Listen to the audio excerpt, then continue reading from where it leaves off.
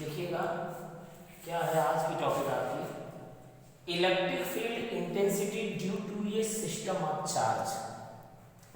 Electric field intensity मतलब वैद्युत क्षेत्र की तीव्रता due to a system of charge, किसी निकाय में वैद्युत क्षेत्र की तीव्रता ज्ञात करना। कोई ऐसे निकाय की रचना करते हैं जिसमें हमें वैद्युत क्षेत्र की तीव्रताओं की गणना करनी है। ठीक है, क्या होता है, स्टेटमेंट क्या कहता है, इसको हिंदी में क्या कह सकते हैं, आवेशों के निकाय के कारण वैद्युत क्षेत्र की तीव्रता। आवेशों के निकाय की बताते हैं, इसका स्टेटमेंट क्या हुआ, प्रयोग जो किया गया कि आवेशों के किसी निकाय के कारण, आवेशों के किसी निकाय के कारण, अब आवेशों के निकाय, निकाय मतलब सिस्टम, कोई ऐसे सिस्टम की हम रचना करते हैं जिसमें आवेशों का समूह हो एक। ठीक है, अब आवेशों का समूह जैसे Q1, Q2, Q3, Q4, Q5 and so far Qn। तो वही कह रहे हैं, आवेशों के किसी निकाय के कारण किसी बिंदु पर, कोई बिंदु है और उसी बिंदु पर हमें क्या फाइंड करनी है, वैद्युत क्षेत्र की तीव्रता। वो भी किसकी सहायता से, किसकी सहायता से, सुपरपोजिशन। ठीक है, जिसे हम अध्यारोपण का सिद्धांत कहते हैं। अध्यारोपण का सिद्धांत क्या होता है, अध्यारोपण का सिद्धांत हम आप डिस्कस किए हैं कि ऐसे हम सिस्टम की रचना करते हैं जिसमें यन आवेश हो और उसमें क्या किया गया है, किसी एक आवेश के कारण वैद्युत क्षेत्र की तीव्रता फाइंड की गई। और वहां वैद्युत क्षेत्र की तीव्रता नहीं, वहां वैद्युत बल की गणना की गई है। Q1 के कारण Q2 पर लगने वाला बल, ठीक है, Q3 के कारण Q1। अब जब Q1 पर बल लग रहा था तो क्या कंडीशन थी, Q2 के कारण Q1 पर लगने वाला बल, फिर Q3 के कारण Q1 पर लगने वाला बल, फिर Q4 के कारण Q1 पर लगने वाला बल, ठीक है, एंड सो फार Qn के कारण Q1 पर लगने वाला बल, फिर Q2 पर, तो Q1 के कारण Q2 पर लगने वाला बल, Q3 के कारण Q2 पर लगने वाला बल, Q4 के कारण Q2 पे लगने वाला बल। ठीक है, तो जिस पे बल लगता था, जैसे जो स्थिर, जिसको हम स्थिर कर दिए, उस पर जितने भी और आवेश हैं वो क्या करते थे, उसमें एक बल लगाते थे।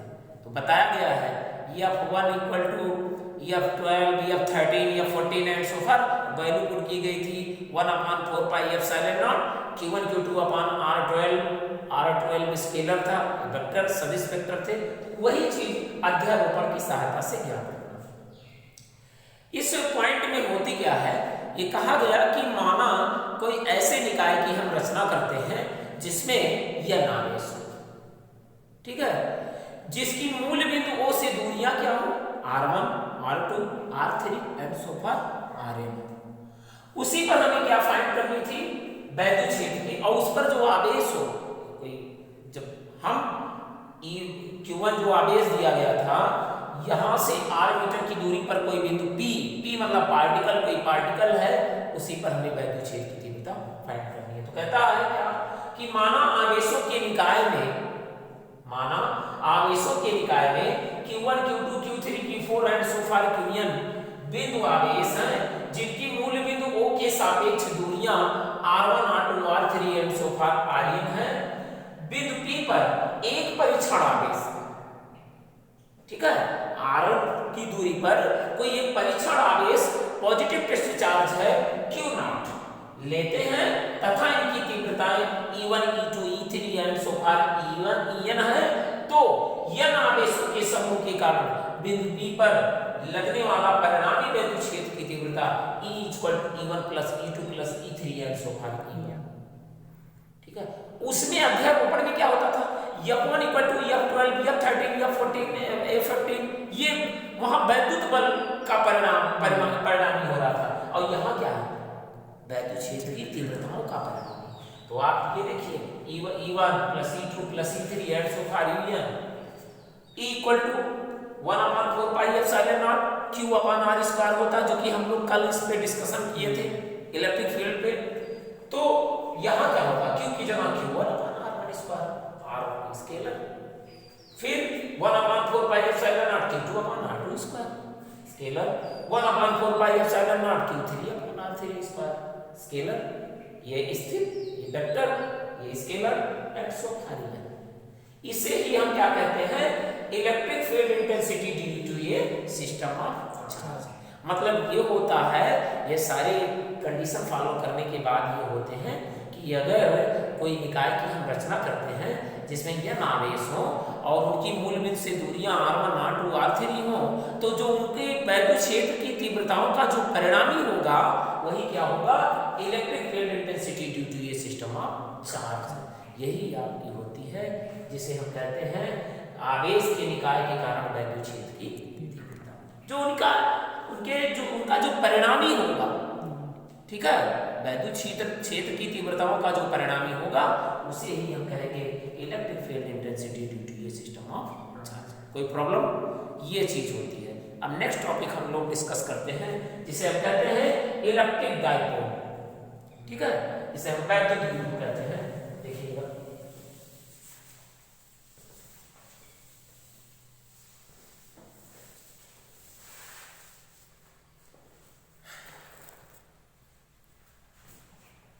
देखिएगा इलेक्ट्रिक डाइपोल क्या है, परिमाण में समान, परिमाण क्या हो, समान, परिमाण में समान परंतु विपरीत प्रकृति के दो बिंदु आवेश, परिमाण में समान परंतु विपरीत प्रकृति के दो बिंदु आवेश एक दूसरे की अल्प दूरी पर रखे हो, it is called off electric dipole. Okay, जैसे क्या है इलेक्ट्रिक डाइपोल, बहुत इंपॉर्टेंट टॉपिक है ये, वैद्युत द्विध्रुव क्या होती है, समान परिमाण तथा विपरीत प्रकृति, प्रकृति कैसी होनी चाहिए, विपरीत होनी चाहिए, परिमाण क्या होना चाहिए, समान होना चाहिए। तो इसकी जो डिफिनीशन होती है, इतना आप क्लियर किए रहिए कि समान परिमाण तथा विपरीत प्रकृति की दो बिंदु आवेश जब एक दूसरे से अल्प दूरी पर रखे जाते हैं, it is called off electric dipole. जैसे कौन कौन से होते हैं, hydrogen chloride, hydrogen bromide, H2O, CO, NH3। इसके ये एग्जाम्पल, इसके उदाहरण, ये जो आपके हैं मेटल हैं, HCl, HBr, H2O, CO, NH3, ये क्या है, इलेक्ट्रिक डाइपोल के एग्जाम्पल, ठीक है। इनके जो आवेश हैं, ठीक है, ये जितने भी आपके दिए गए हैं रासायनिक नाम यहाँ प्रदर्शित किए गए हैं, इनमें होता क्या है, परिमाण इसका समान है लेकिन प्रकृति इसकी क्या है, डिफरेंट है। इतना ध्यान रखिएगा। अब इसमें इसका मैथमेटिकली क्या होता है, देखिएगा, माना गया सपोज दैट, इसे वैद्युत द्विध्रुव कहते हैं, लेकिन वैद्युत द्विध्रुव आघूर्ण क्या होता है, देखिएगा, माना कोई क्षण है ए बी, ओके, इस क्षण का जो मध्य बिंदु है वो है, इस पर प्लस क्यू गुलाम माइनस क्यू, यहां से यहां के बीच की जो लंबाई है एल और यहां से यहां की एल, तो टोटल कितनी होगी, 2l, ओके, टोटल क्या होगी, 2l। तो माना गया, माना कोई एक क्षण है जिसका एक बिंदु A दूसरा B है, इस पर आवेश Q प्लस Q, इस पर माइनस Q है, जिस क्षण का जो मध्य बिंदु है O है, यहां से यहां के बीच की जो अल्प दूरी है, इसी वजह से कहा गया है, इसकी डिफिनीशन बता नहीं, समान परिमाण तथा विपरीत प्रकृति के दो बिंदु आवेश जब एक दूसरे से अल्प दूरी पर स्थित होते हैं, it is called off electric dipole, उसे हम वैद्युत द्विध्रुव कहते हैं। और ये जो आपका होता है, इसे हम वैद्युत द्विध्रुव आघूर्ण कहते हैं, इसे क्या कहते हैं? वैद्युत द्विध्रुव आघूर्ण कहते हैं। तो कहा गया कि ये छड़ जो आपकी है, इसका जो मध्य बिंदु है, यहां से और बिंदु ए के बीच की लंबाई l और यहां से यहां के बीच की लंबाई l, तो टोटल लंबाई कितनी हो गई ए और बी की? 2l हो गई। अर्थात इसे p से डिनोट किया जाता है, p = 2ql। ठीक है, क्या होती है? p = 2ql। इस पर एक न्यूमेरिकल लेते हैं। माना गया कोई एक इसका, अच्छा ये कैसी राशि है? सदिश राशि है या एक वेक्टर क्वांटिटी है या एक सदिश राशि है? सदिश राशि है। इसका मात्रक क्या होगा भाई? आवेश का मात्रक क्या होता है? कूलम। और लंबाई का मात्रक क्या होता है? मीटर होता है, कूलम मीटर। ठीक है, अब ट्रू तो रहेगा ही। अब देखते हैं कि एक न्यूमेरिकल इस पर हम लोग लगाते हैं। क्वेश्चन दिया है, हाइड्रोजन क्लोराइड अणु में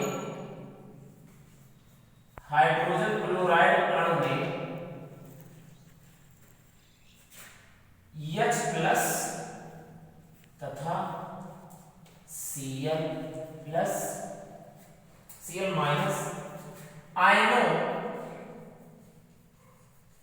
आयनों के आवेश वितरण के केंद्रों के, आयनों के आवेश वितरण के केंद्रों के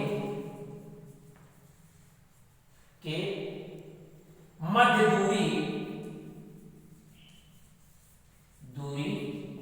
0.2 एंगस्ट्रॉम, 0.2 एंगस्ट्रॉम है। अणु के द्विध्रुव आघूर्ण की गणना कीजिए। अणु के द्विध्रुव आघूर्ण की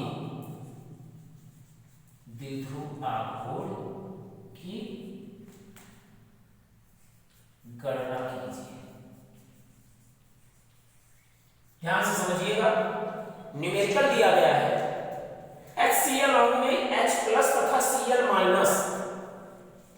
हाइड्रोजन क्लोराइड अणु में H+ और Cl- आयनों के आवेश वितरण, जो आवेशों दोनों के में आवेश वितरण हुआ कि नहीं वितरण हुआ? इस पर प्लस हो गया, इस पर माइनस हो गया। आवेश वितरण के केंद्रों के मध्य दूरी 0.2 एंगस्ट्रॉम है। अणु के द्विध्रुव आघूर्ण की गणना कीजिए। अब आप जानते हैं द्विध्रुव आघूर्ण फार्मूला क्या होता है? P = 2ql। कोई प्रॉब्लम? अब आप जानते हैं 0.2 एंगस्ट्रॉम बराबर 1 एंगस्ट्रॉम बराबर कितना होता है? 10⁻⁻10 मीटर।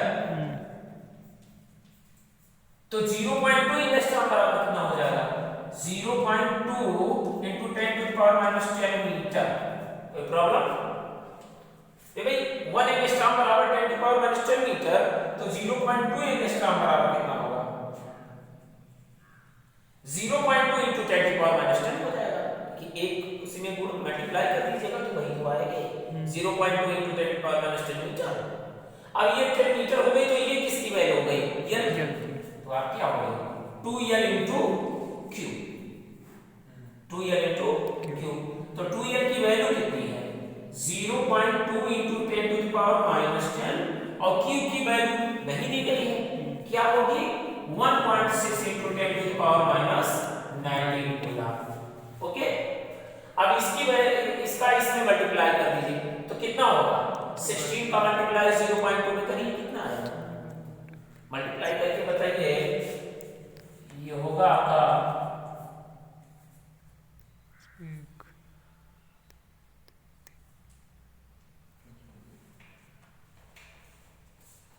0.32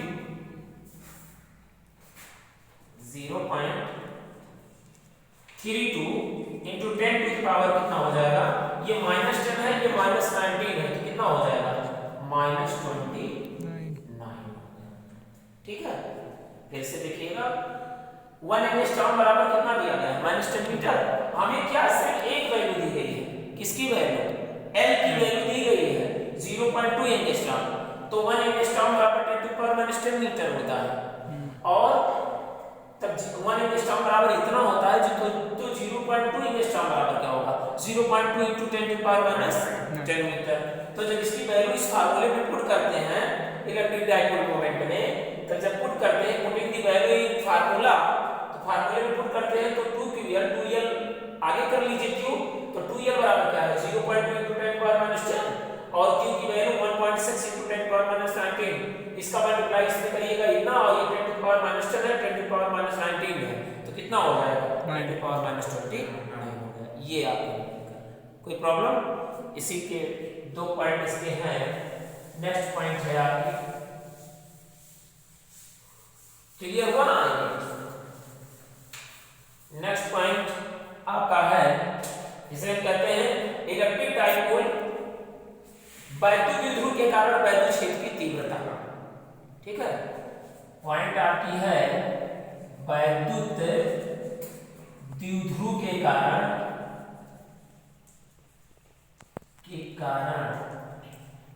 वैद्युत क्षेत्र की तीव्रता। बहुत ध्यान से समझिएगा, ये बहुत इंपॉर्टेंट पॉइंट है। Electric field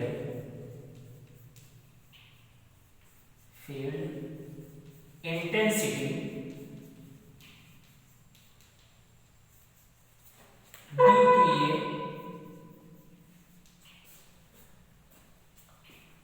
electric dipole, due to N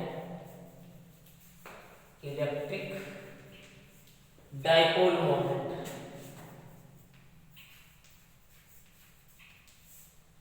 कितने कंडीशन होती है, 2 कंडीशन। पहली क्या होती है, अक्षीय स्थिति, एट एन एक्सिस,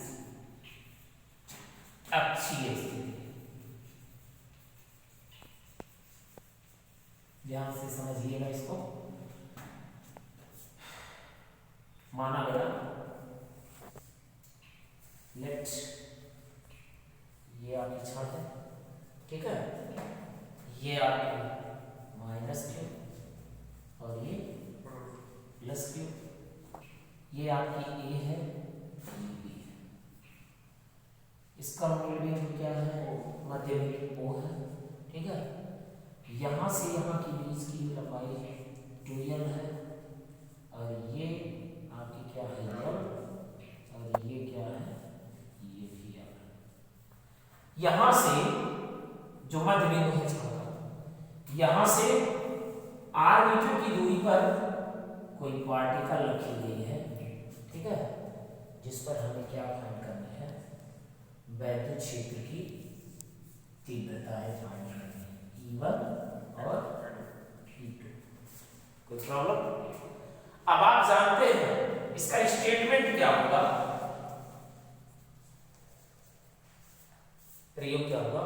माना 2 बिंदु A तथा B,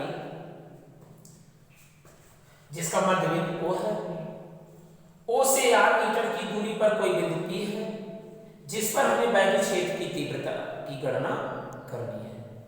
तो प्रूफ क्या होगा, लिख देते हैं स्टेटमेंट। माना 2 बिंदु A तथा B, जिन पर आवेश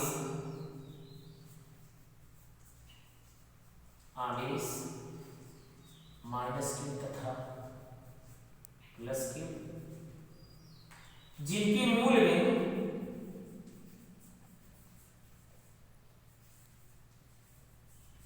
O से दूरियां, O से r मीटर की दूरी पर कोई बिंदु P है, जिस पर वैद्युत क्षेत्र की तीव्रता की गणना करनी है। ओके, प्रूफ क्या होगा देखिएगा। प्रूफ अब देखिएगा, ये माना बिंदु P पर -q आवेश के कारण, माना बिंदु P पर -q आवेश के कारण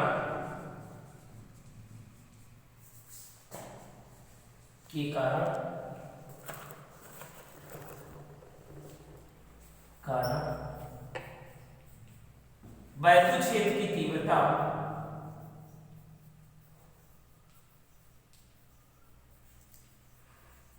की तीव्रता क्या होगी बताएंगे। E1 = 1/4πε0, ठीक है, और क्या होगा Q/AP², क्योंकि क्या कह रहा है, माना बिंदु P पर -q आवेश, और -q पे क्या कौन सा बिंदु है, A, ठीक है। तो ऐसी कंडीशन में माना बिंदु P पर -q आवेश के कारण वैद्युत क्षेत्र की तीव्रता E1 = 1/4πε0 Q/AP²। तो क्या होगा देखिएगा, क्या होगी कंडीशन। E1 = 1/4πε0 Q/, अब देखिएगा ये वैल्यू जो आपकी है, अगर आवेश माइनस है तो दूरियां क्या होगी, प्लस में होगी, R+L का होल स्क्वायर। ओके, दूसरी कंडीशन क्या है, बिंदु P पर +q आवेश के कारण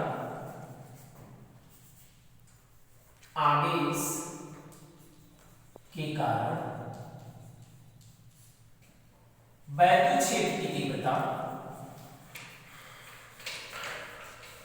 की तीव्रता क्या होगी, E2 इक्वल टू क्या होगा, E2 इक्वल टू 1/4πε0 और Q अपान, जहां AP² था वहां क्या हो जाएगा, BP² हो जाएगा, BP²।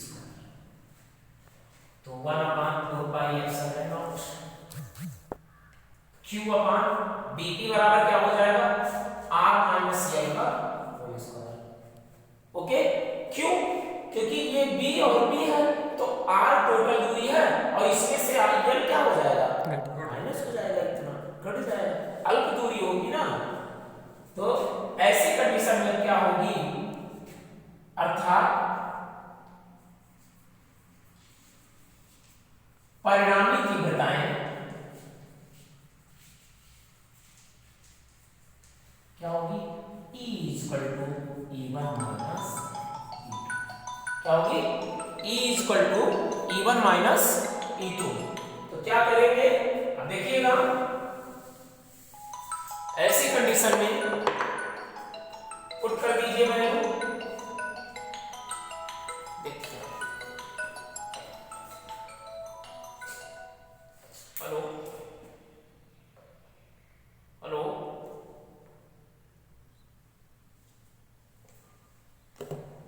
पुट कर देते हैं वैल्यू। E1 बराबर क्या है, 1/4πε0 Q अपान क्या है, R+L का होल स्क्वायर, R+L का होल स्क्वायर, और क्या है -1/4πε0 Q अपान R-L का होल स्क्वायर। अब आप क्या करिए, Q को आगे कर लीजिए, Q/4πε0 कॉमन कर लीजिए, अंदर क्या कर दीजिए, 1/R+L का होल स्क्वायर और -1/R-L का होल स्क्वायर। कोई प्रॉब्लम, अब देखिएगा Q/4πε0 क्रॉस मल्टीप्लाई कर दीजिए,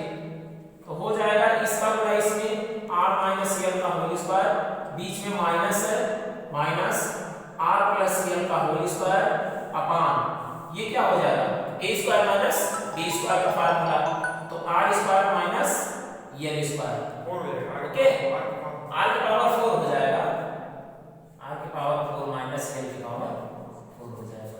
अब देखिएगा इस कंडीशन में आप a माइनस b का whole square a plus b का होल स्क्वायर, अब आप जानते हैं q upon 4 pi epsilon naught और ये हो जाएगी value r square plus L square minus 2rl, बीच में क्या है माइनस है, minus r square plus L square और फिर क्या हो जाएगा प्लस 2rl अपान r के पावर 4 माइनस यल के पावर। अब देखिएगा r के आगे जो आपका है ये r, ये प्लस में है, ये r स्क्वायर माइनस में कट गया, ये यल स्क्वायर प्लस में है, यल स्क्वायर के आगे ये माइनस होगा, ये भी कट जाएगा, बचेगा क्या ये माइनस 2rl है और इसके आगे भी माइनस 2rl, तो माइनस 2rl कितना हो गया माइनस 4rl हो गया, ठीक है। तो ये हो जाएगा q upon 4 pi epsilon naught और हो जाएगा 4rl बटे r की पावर 4 माइनस l की पावर 4। कोई प्रॉब्लम? अब q को क्या करते हैं अंदर कर लेते हैं, तो 1 अपान 4 पाई एप्सिलॉन नॉट और अंदर हो जाएगा q इंटू 4rl अपान r की पावर 4 माइनस l की पावर 4। अब देखते हैं इस चीज को इधर लेके आते हैं, यहां हो गया आपका 1 अपान 4 पाई एप्सिलॉन नॉट और q अंदर q इंटू 4rl है तो 2 को बाहर कर लो और 2rl अंदर कर लो अपान r की पावर 4 माइनस l की पावर 4। अब क्या करिएगा 1 अपान 4 पाई एप्सिलॉन नॉट और क्या हो जाएगा ये हो जाएगा 2ql इंटू r, r को बाहर कर दो बटे r की पावर 4 माइनस l की पावर 4। अब 2ql किसके बराबर होता है p के होता है और r काट दीजिए, अभी यहाँ हमारा q बचेगा, तो 1 अपान 4 पाई एप्सिलॉन नॉट और ये हो जाएगा 2ql p के बराबर होगा p अपान और ये क्या हो जाएगा यहाँ r क्यूब बचेगा, यहाँ r क्यूब बचेगा, ठीक है, और क्या बचेगा ये 2ql हो जाएगा, अभी 2 बचेगा क्योंकि यहाँ 2 देखो ब्रैकेट के बाहर 4 आ रहा था ना, तो ये हो जाएगा 2p अपान r क्यूब और माइनस यल की पावर 4, क्योंकि आप जानते हैं r स्क्वायर ग्रेटर देन यल स्क्वायर, इसका मान लगभग यल का मान लगभग नगण्य होता है, ठीक है। तो ऐसी कंडीशन में क्या किया जाएगा 1 अपान 4 पाई एप्सिलॉन नॉट और 2p अपान, अब यहाँ यल की वैल्यू जो नगण्य मानी जाएगी तो क्या बचेगा r। दिस इज प्रूफ, यही है। फिर से एक बार देखिएगा, ये आपकी कंडीशन होती है जब E1 equal to 1 upon 4 pi epsilon naught q upon r plus L square minus q के कारण और प्लस q के कारण E2 equal to 1 upon 4 pi epsilon naught q upon r minus L square, तो विपरीत, तो E equal to E1 minus E2। अब E1 minus E2 क्योंकि विपरीत है, विपरीत पर तीव्रताएं घटेगी, घटने के साथ साथ जब यहाँ वैल्यू पुट करते हैं, इसकी वैल्यू ये देखिए यहाँ वैल्यू पुट की गई है, तो वैल्यू पुट की गई, दोनों का हर डिफरेंट है, तो क्या करेंगे क्रॉस मल्टीप्लाई इसका इसमें, इसका इसमें मल्टीप्लाई किए तो ये बना a माइनस b का होल स्क्वायर, ये बना a प्लस b का होल स्क्वायर और ये बना a square minus b square, तो ये आपका फार्मूला हो गया। अब इसकी वैल्यू जब हम सॉल्व करते हैं तो a square plus b square minus 2ab और a square plus b square plus 2ab अपान इतना हुआ। अब आप जानते हैं r स्क्वायर इसके आगे माइनस है, प्लस कट गया, फिर इसके आगे माइनस है, फिर कट गया, ये माइनस माइनस कितना हो गया प्लस हो गया, तो माइनस 2rl और माइनस 2rl कितना हो गया 4rl हो गया। अब 4rl हो गया तो 4rl में 2 को कॉमन कर लेते हैं, ठीक है, तो 2 को कॉमन कर लिए और q, तो अब q क्या था बाहर का, q को हम अंदर कर दिए 1 अपान 4 पाई एप्सिलॉन नॉट अब ये हो जाएगा 2 का गुणा, तो फिर अगर 2 में करेंगे तो फिर 4r हो जाएगा। तो वही इसी वजह से हमने 2 को बाहर ले लिया। अब ये 2 बाहर ले लिए तो आप जानते हैं 2 की रियल, r को बाहर कर दीजिए और 2 की रियल, और 2 की रियल किसके बराबर होता है? p के। अब ये p हो गया और 2 आपका है ही, और ये r, और ये r कट गया, r क्यूब यहाँ बचा, तो ये 2p हो गया, 2 यहाँ है और